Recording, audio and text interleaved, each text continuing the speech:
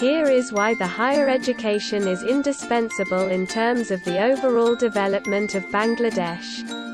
Note: as the subject is completely based on the source of information, I am presenting a detailed analysis of the title as a summary by not citing the possible references.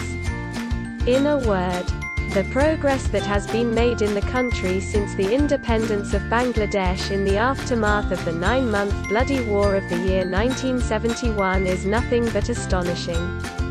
While all the necessary things are present behind it, the thing that has contributed the most is the highly educated and skilled manpower of the country. As the phrase, "education is the backbone of the nation," is true, progress is possible only through the utmost proper use of education. Now, when it comes to education and educated people, it is necessary to have a detailed discussion of the whole matter. Since it is a smart thing to arrange it in one order and explain it in each paragraph, so this is what I am going to do. First, you need to know the definition of education. Education is all that is necessary for a person to spend his whole life with passing quality times, such as language, conversation capability, reading, writing, communication skills, simple and advanced thinking, earning, and finally religion. Acquiring these and using the appropriate knowledge of these step by step in every subjects and matter. Those who are apprentices, whoever qualified men teach them or show them the way, are known as teachers. There are matters of both institutional and self-education in the education system. Since self-education depends on the individual and there are no fixed standard rules, this article will mainly focus on the rules of institutional and standard education. Nowadays, when a child begins to receive early education, his first teacher are the child's parents. After that, he gradually became proficient in simple and basic things and subjects, and then he may start his formal education. Generally, 1st to 5th grade is called primary education. After that, the 6th to 10th class is called secondary education. The 11th and 12th classes are called higher secondary education. Then is the 4-year term of higher education, which is basically called the undergraduate level. Any student who completes this higher education will eventually become a graduate and be eligible to enter the earning as well as working life. Higher education teaches people to think better and gain experience in acquiring different skills. Since at least one graduate is able to earn a living, he or she may begin to actively contribute to the country's economy, whether he or she does something great or not. Now, many will say that many people are earning even without graduation or even higher secondary level pass, and then what is the need for the graduation or higher education anyway? In general, it is not necessary to graduate in other fields except for the much better uses or purposes of higher education. However, the people at the level of rickshaw pullers, that is, do workers can run a country? This cannot be a standard question. So, those who ask what are the need for higher education, they are at what level, curious enough. However, for a country to thrive, it needs at least well-qualified politicians, economists, manufacturers, traders, military, and security personnel. All of these responsible people must have at least a bachelor's degree. So, it is needless to cite that there cannot be any substitute for higher education. Countries that have a large number of highly educated people are naturally much more developed. A comparison will make the point clear. You may know South Sudan of the African continent and France of the European continent. The size of the two countries is almost equal and the population difference is not much in our comparison. Yet which country is more developed or richer? Now, one thing is apparent. Although South Sudan has more natural resources, France is richer, and so rich that it is a vain act to compare each country's GDP. The main reason for this is the number of highly educated people living in the two countries. Due to the number of highly educated people in France being much higher, the country is more developed. That is as simple as it seems. But can the abundance of highly educated people really be a blessing for a country?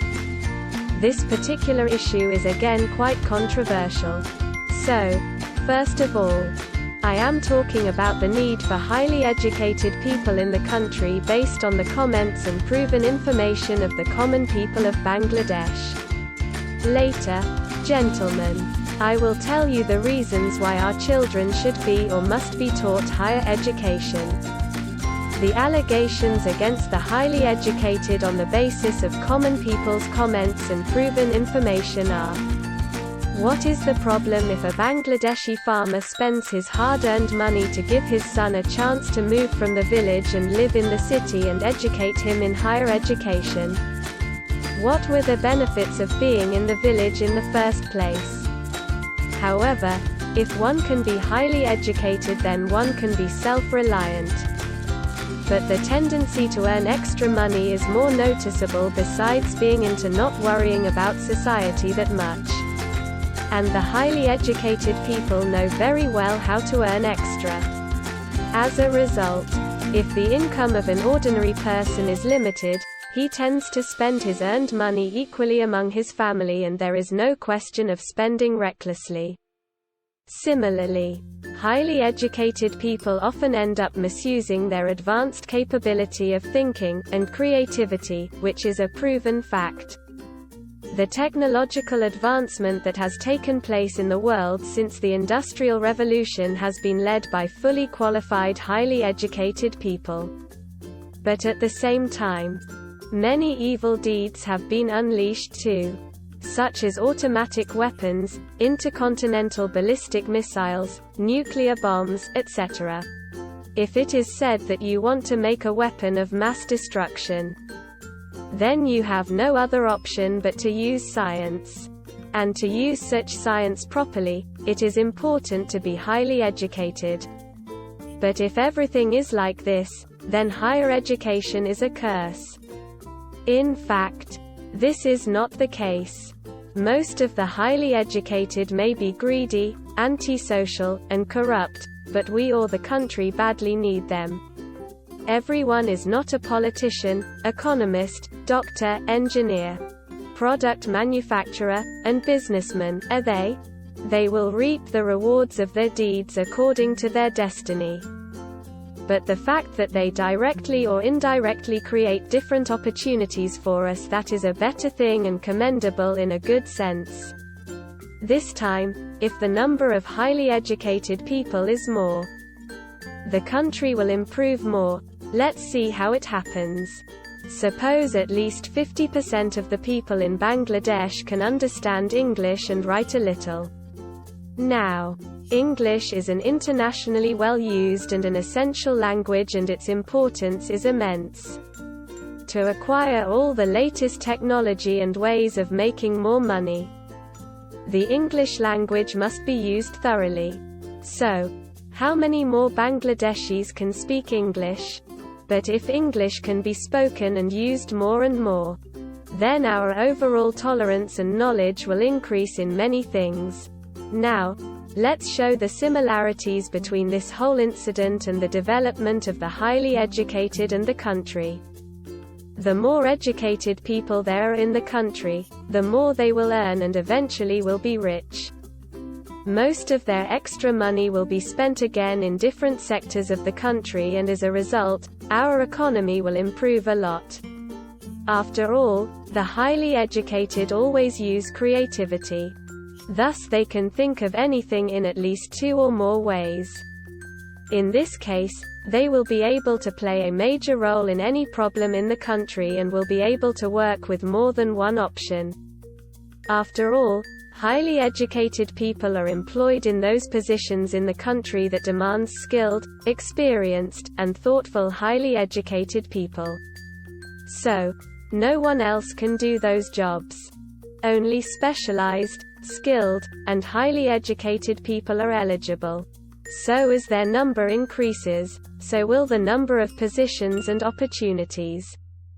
So that the exchange of services in different sectors of the country will be accelerated and more will be available.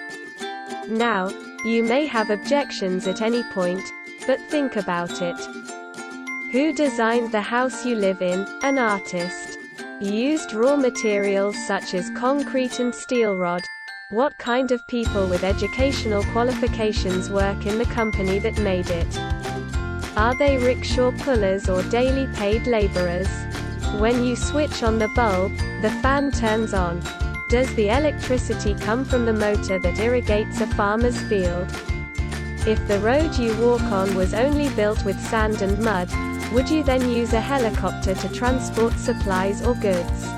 It is true that there are good and bad aspects of higher education.